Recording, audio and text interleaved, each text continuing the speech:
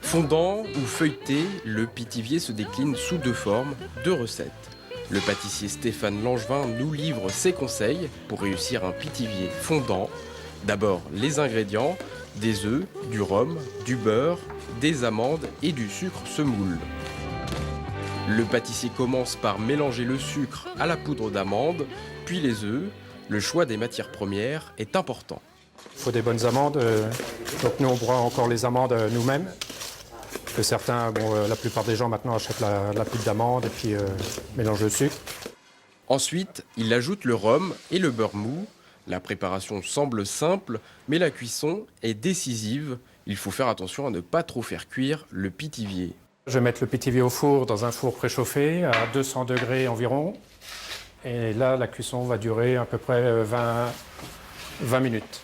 Après la cuisson, Stéphane Langevin conseille de laisser reposer une demi-journée avant une étape délicate, le glaçage. Là, c'est le plus difficile. Là.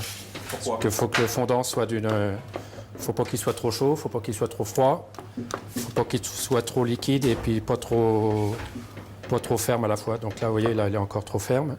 Donc là, on va le chauffer. Le glaçage est étalé sur la base, puis le fondant est décoré d'angélique et de bigarreau confit pour la touche finale. Les candidats n'ont plus que quelques jours pour s'entraîner à l'une des deux recettes.